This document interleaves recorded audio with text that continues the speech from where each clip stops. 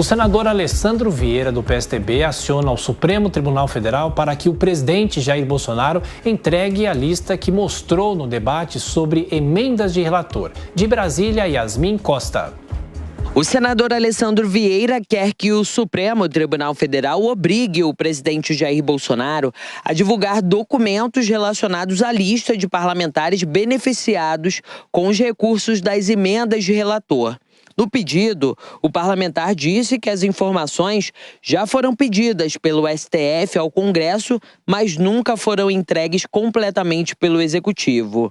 Neste domingo, durante o primeiro debate do segundo turno das eleições presidenciais, Bolsonaro fez referência a uma suposta lista preliminar que indicaria 13 parlamentares do Partido dos Trabalhadores beneficiados pelas emendas de relator. No pedido, Alessandro Vieira disse que é inegável o interesse não só deste tribunal, como também de toda a sociedade, que o senhor presidente da República dê publicidade aos documentos que apontam as indicações de emendas a parlamentares, especialmente considerando que o próprio Poder Executivo já descumpriu decisão exarada por Vossa Excelência. A decisão, citada por Vieira, foi assinada por Rosa Weber no fim de 2021 e determinou que o Congresso desse publicidade à autoria das emendas. A ministra, que agora é presidente do tribunal, segue como relatora do caso. Em novembro de 2021, Rosa Weber determinou a suspensão do pagamento das emendas de relator do orçamento. Weber liberou em dezembro a execução das emendas mediante o compromisso de transparência do Congresso, que enviou em maio deste ano documentos com informações sobre os recursos. Bom, já nos nossos comentaristas, José Maria Trindade, esse pedido do senador Alessandro Vieira se sustenta, é preciso revelar nomes? Zé? Fica difícil, viu? Esta RP9, né, que é a emenda do relator, que é chamado também orçamento secreto, e que eu chamo emendas dos presidentes da Câmara e Senado. Eles é que estão mandando aí nesta liberação. Veja bem, é um grupo fechado que decide para onde o dinheiro vai. E aí tem a operação de terceiros, ou seja, o nome que aparece é quem reivindica o dinheiro e não exatamente quem é que manda o dinheiro para os estados. Esta ação não tem nada a ver com o governo, mas exatamente esta desvinculação de troca de emendas por votos do Congresso Nacional é que fez deputados e senadores a procurarem dinheiro do orçamento.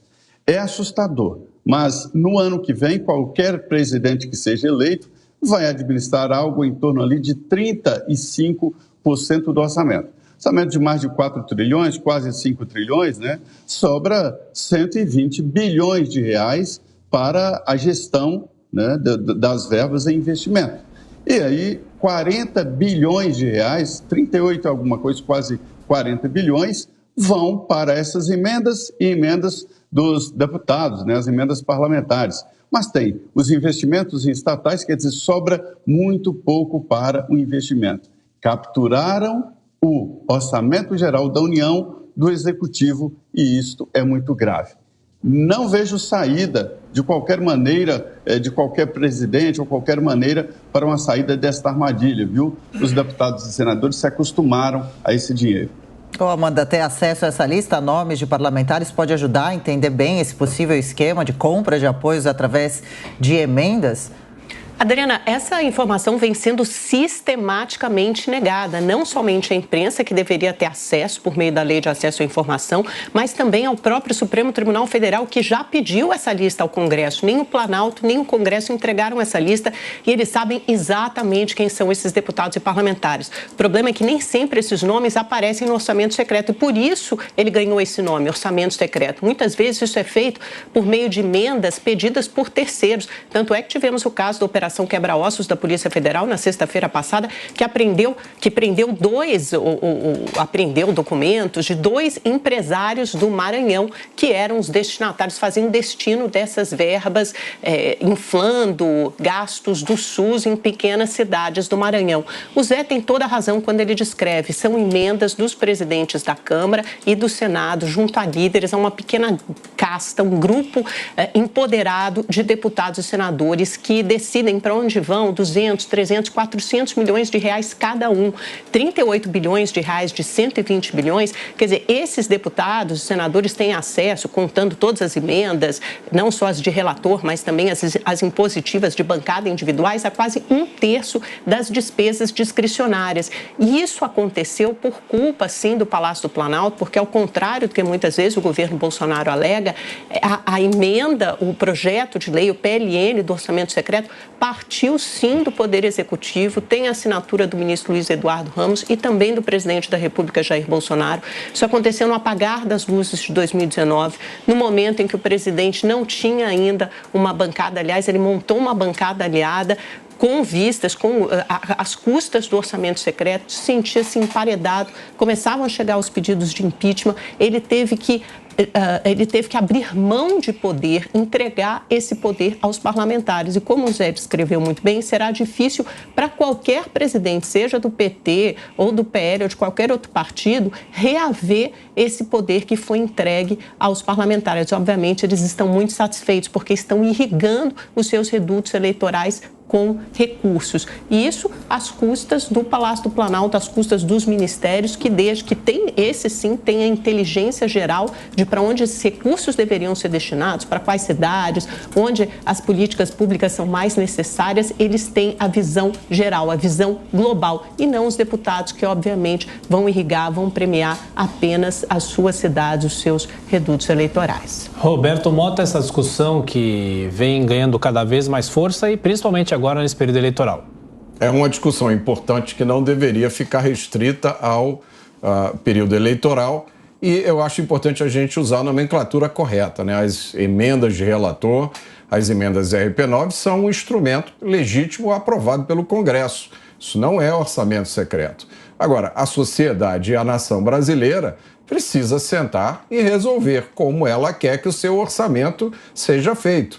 É uma responsabilidade do Executivo? É do Congresso? É dos dois? Tem outras partes que precisam entrar, né? Quais são as regras? A verdade é que hoje a maioria do orçamento já está pré-determinado. Se eu não me engano, é mais de 96%. Então, qualquer um de nós que amanhã for eleito presidente da República só vai ter controle sobre 4% do orçamento. Essa é a realidade do Brasil. É isso que a gente quer? O governo federal tem muito pouca margem de manobra.